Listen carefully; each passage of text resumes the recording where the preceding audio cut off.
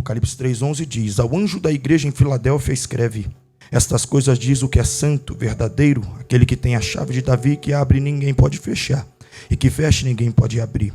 Conheço as tuas obras, eis que tenho colocado diante de ti uma porta aberta que ninguém pode fechar. Tens pouca força, mas guardaste a minha palavra e não negaste o meu nome. Eis que farei aos que são da sinagoga de Satanás, aos que se dizem judeus e não são, mas mentem, farei que venham e adorem prostrado aos teus pés, e reconheçam que eu te amei, porque guardaste a palavra da perseverança. Também eu te guardarei da hora da provação que há de vir sobre o mundo inteiro, para pôr à prova os que habitam sobre a terra. Eis que venho sem demora. Guarda aquilo que tu tens, para que ninguém arranque a sua coroa. João, nessa altura da vida, é provavelmente o apóstolo mais velho vivo. Está exilado na ilha de Patmos. E é na ilha de Patmos que João vai ter uma visão que nunca antes ele tivera. Haja visto que João faz parte do grupo seleto dos 3 discípulos que andavam com Jesus. Aonde Jesus entrava, eles entravam. Onde Jesus saía, eles saíam. João já havia visto Jesus de várias formas e de vários tipos. João viu Jesus na sua forma humana, na sua forma carnal, durante 3 anos e meio caminhando pela terra. João viu Jesus em sua glória, com o rosto resplandecendo e a veste branca, na transfiguração em cima do monte. João também viu, talvez a visão mais triste que ele teve do Cristo na cruz, porque quando todos os discípulos abandonaram, João foi o único que ficou aos pés da cruz. Ele viu Jesus sendo crucificado, pregado em uma coroa, pregado em uma cruz, colocado uma coroa de espinhos. João está tendo essa visão, mas em Patmos, João vai ver uma visão de Cristo que ele nunca tinha visto. Ele vai dizer que no dia do Senhor, ele se virou e viu um semelhante ao Filho do Homem. Na cabeça dele não tinha mais uma coroa de espinho, mas o cabelo era branco como a lã. O lado dele não estava transpassado, mas ele tinha em seu peito um cinturão de ouro. As vestes eram brancas talares, os olhos como chama de fogo, e os pés como latão reluzente saído da fornalha. Isso daqui é lindo, porque João está descrevendo Cristo em sua forma sacerdotal. O que João está vendo é o Cristo ressurreto, exercendo o papel de sacerdote na eternidade. João vai dizer que o cabelo é branco, isso fala da sua santidade. A veste branca fala da sua pureza. O peitoral de ouro fala do seu sacerdócio. Os pés brancos apontam para o seu caminhar perfeito. E escute o que eu vou te dizer: os olhos como chama de fogo, é uns olhos que ninguém consegue escapar dele, ao ponto que o salmista, no Salmo 139, verso 1, ele vai dizer: Senhor, eu sei que tu me sondas e me conhece, sabe quando deito e quando me levanto, e de longe conhece os meus pensamentos. No verso 7 ele vai dizer: para onde fugiria eu do teu espírito? Se eu for ao mais profundo oceano, ali o Senhor está. Se eu montar a minha cama no mais alto monte, ali o Senhor me encontra. Até na sepultura não tem como escapar dos olhos de Deus. Ele tem olhos como chama de fogo. O que mexe comigo é que enquanto João está tendo esta visão de um Cristo ressurreto e glorificado, ele vai perceber que o cenário começa a mudar, porque Cristo não aparece no meio do nada, não. Ele aparece andando e passeando no meio de 7 catiçais. Isso daqui é lindo, porque catiçais aqui no texto aponta para 7 igrejas, e não somente 7 igrejas. Andando no meio dos 7 catiçais, na sua mão direita ele carregava 7 estrelas, que apontava para os 7 pastores da igreja. Isso daqui é lindo, porque na mão esquerda carrega o juízo, na mão direita carrega a bênção. Percebeu que ele caminhava no meio das 7 igrejas e tinha na sua mão os 7 pastores. Vive isso daqui comigo, porque Jesus, mesmo sabendo toda a dificuldade da igreja, sabendo as qualidades e os defeitos, e haja visto que das 7 igrejas, 5 delas tiveram repreensão, e cá para nós, o erro humano que havia na igreja não anulou nem afastou o Cristo do meio delas. E escute o que eu vou te dizer. Eu sei que em uma live talvez não seja um momento propício, mas talvez seja o único momento que você vai ter para ouvir isso. Jesus nunca teve problema em caminhar no meio de uma igreja que tem dificuldades e erros. Pelo contrário, é o pecado que tem dificuldade em permanecer em ambientes que Jesus entra. A igreja, mesmo tendo erro e defeitos humanos, diga-se de passagem, Jesus não deixou de passear no meio delas. Isso aqui é um convite para quem se afastou da congregação, para quem saiu do ambiente chamado igreja. Você precisa voltar correndo logo, ou não ser, a não ser que você seja mais santo do que Jesus, aí eu aceito você ficar na sua casa longe da comunhão, até porque igreja não foi instituída por homens, igreja não foi instituída por pastor, igreja não foi instituída por missionários, não. Quem instituiu a igreja foi o próprio Cristo. Haja visto que nenhum profeta antes havia profetizado acerca da igreja, senão Cristo, no capítulo de Mateus 16:16, aonde ele diz que levantaria a sua igreja e as portas do inferno não prevaleceriam contra ela. Jesus anda no meio da igreja, fala no meio da igreja, palestra no meio da igreja, cura no meio da igreja. E a mensagem que Jesus mandou João escrever não foi para homens na sua singularidade, não foi para membros na sua individualidade, não. Deus disse para João: João, escreve uma carta ao anjo da igreja. A mensagem foi para o pastor. É Paulo quem diz que Deus levantou líderes, levantou apóstolos, levantou pastores. É o livro de Hebreus quem diz: obedecei os vossos líderes, porque eles zelam pela sua vida como quem há de dar conta. Quer um conselho? Volta correndo para a congregação que você saiu. Quer um conselho? Não existe evangelho sem comunhão. Quer um conselho? Não existe evangelho na sua individualidade. Quer um conselho? Não existe evangelho no sofá comendo pipoca. É olho no olho, é aperto de mão, é paz, é comunhão. Volta correndo. Mas eu preciso evoluir a mensagem. João está recebendo a carta e a revelação, e ele começa escrevendo as 7 igrejas. Ele escreve para Sardes, escreve para Esmina, escreve para Tiatira, escreve para Pérgamo, escreve para Filadélfia, escreve para Laodiceia. Ele escreve para as 7 igrejas. E escute o que eu vou te dizer. Há quem diga que 7 igrejas representam 7 períodos da igreja na face da terra.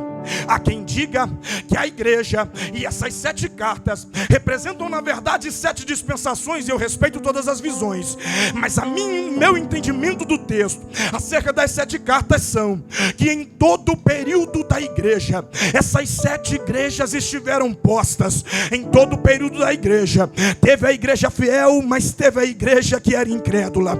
Em todo o período da igreja, teve quem era de verdade, teve quem era de mentira.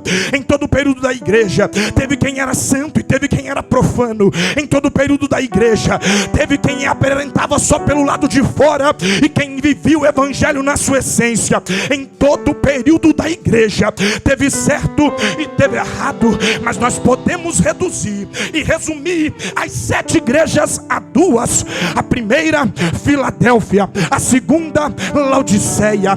Filadélfia vivia uma cidade que sofria muitos terremotos, não tinha estabilidade, não tinha firmeza. Não somente isso, a igreja de Filadélfia não tinha influência política. A igreja de Filadélfia não tinha apoio financeiro. É por isso que o diagnóstico do céu para Filadélfia é: tu tem pouca força, tu não tem influência, tu não tem fama, não tem dinheiro, mas mesmo com pouca força, tu não negaste o meu nome e guardaste a minha palavra.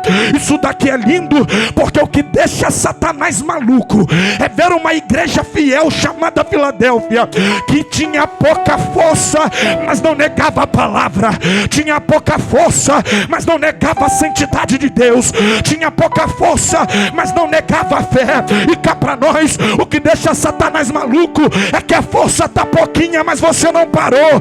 A força está pouquinha, mas você continuou caminhando. A força está pouquinha, mas você ainda lê Bíblia, ainda ora, ainda jejua. E o que deixa Satanás maluco é que ele falou: a força está pouca, daqui a pouco para.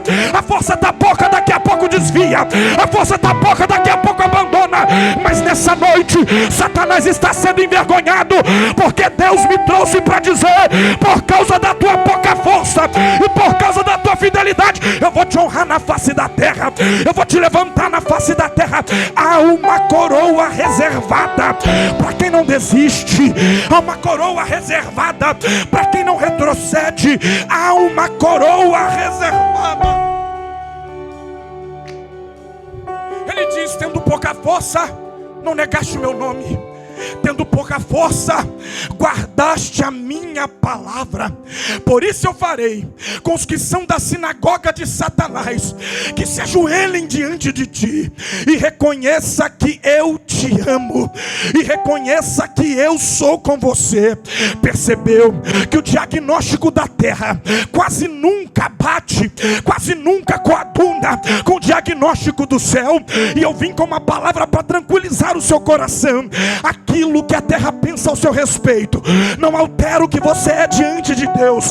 A terra está olhando para você e está falando: não vai dar em nada, é fraco, não tem força, não tem dinheiro. Mas o céu está olhando e está dizendo: continua mesmo fraco, continua mesmo fraquinho, porque eu vou honrar a sua caminhada, eu vou honrar a sua busca, eu vou honrar a sua entrega. Isso daqui é lindo, porque todas as vezes que o homem dá um diagnóstico, o céu também está avaliando. Tanta verdade que para a igreja de Filadélfia ele diz: eis que venho sem demora. Guarda aquilo que tu tem, para que ninguém arranque a sua coroa. Isso daqui é lindo, porque o termo que João está usando é como se fosse uma maratona, como se fosse uma corrida. E uma maratona não ganha quem chega primeiro. Na verdade, numa maratona ninguém observa quem é o primeiro a chegar. Numa maratona se observa quem não desistiu no meio do caminho, porque numa maratona todo mundo começa animado, todo mundo começa feliz, todo mundo começa brincando. Mas é o caminhar da maratona, é o percurso que vai separando quem é e quem não é. E aí alguns vão ficando pelo meio do caminho, e aí alguns vão desistindo pelo meio do caminho. Mas João está dizendo: ao que vencer receberá a coroa da vida. Porque, Jafité, quando se chegava no final de uma maratona, a coroa de vitória era colocada na cabeça dele. E cá para nós, numa maratona, às vezes alguém está vindo por último, arrastando, mas chegou na linha de chegada, suando, mas chegou na linha de chegada, fraquinho, mas chegou na linha de chegada. E a palavra de Deus para alguém é: você não pode parar, você não pode desistir. Não importa se vai chegar primeiro, não importa se vai chegar segundo, o importante é que tu vai chegar, tu vai chegar. Eu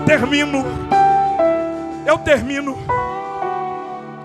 Mas se para a igreja de Filadélfia a palavra é que tem uma coroa reservada e que Deus estabeleceria como uma coluna, para a igreja de Laodiceia a palavra é um pouco mais dura, porque Laodiceia é uma igreja rica, é uma igreja próspera, é uma igreja que se gaba dos seus bens e dos seus valores. Laodiceia tinha uma indústria têxtil muito forte, fabricava lã negra, tinha dinheiro, tinha boa aparência, tinha boa vestimenta.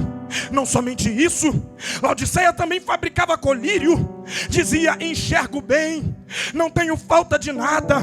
Não obstante a isso, Laodiceia não tinha, e vai apertar só um pouquinho, mas me chamaram para pregar e não fui eu que escolhi o tema. Laodiceia tinha também falta de água própria, e está aí um problema, porque a falta de água dentro de Laodiceia fazia com que a igreja de Laodiceia pegasse água de Colosso e água de Herápolis. Aonde está o problema, Jefité? É que a água de Colosso é quente, a água de Herápolis é fria, e quando as duas se encontravam, a água ficava morna. Daí o problema da igreja chamada Laodiceia é que, por não ter essência pelo lado de dentro, deixa entrar tudo que tem do lado de fora. E aí, uma igreja que permite tudo que vem do lado de fora entrar, nunca vai conseguir ser crente e avivada. Uma igreja que permite tudo que vem de fora entrar, nunca vai conseguir ter presença de Deus na sua essência. Uma igreja morna. O diagnóstico da terra é rica, tem dinheiro, tem boa roupa, tem boa aparência, mas o diagnóstico do céu para Laodiceia foi: tu é miserável, tu é pobre e tu é nu, porque para Deus mais vale o que você é do que o que você tem. Para Deus mais vale aquilo que você carrega por dentro do que aquilo que você apresenta pelo lado de fora. E Deus está dizendo para alguém: aqui a pouco a trombeta vai tocar, e é você que decide se você está em Laodiceia ou se você está em Filadélfia. É Laodiceia ou Filadélfia. Somente uma igreja entrará nas bodas do Cordeiro. Somente uma igreja subirá para os ares. E eu termino dizendo: quando olhamos o panorama da igreja, nós vamos ver que para Filadélfia, Deus disse: pela sua pouca força, mas pela sua fidelidade, eu coloco diante de ti uma porta aberta. Uma porta aberta. Uma porta aberta. Percebeu? Que a porta não estava aberta para Filadélfia entrar. A porta foi colocada diante de Filadélfia. É como se Filadélfia virasse para a esquerda e a porta tivesse aberta. É como se Filadélfia virasse para a direita e a porta tivesse aberta. Para uma igreja que é fiel, para onde ela vai ter porta aberta. Para um crente que é fiel, aonde ele pisar, a porta vai ter que ser aberta. Mas no panorama, a igreja de Laodiceia, Jesus estava batendo na porta e pedindo para entrar. Eu termino a minha oportunidade dizendo: entra enquanto a porta da salvação ainda está aberta. Entra enquanto a porta da graça ainda está aberta. Me desculpa se eu frustrei as suas expectativas, mas eu vim dizer que falta pouco tempo. Essa live pode não acabar e a trombeta tocar e a igreja encontrar com ele nos ares.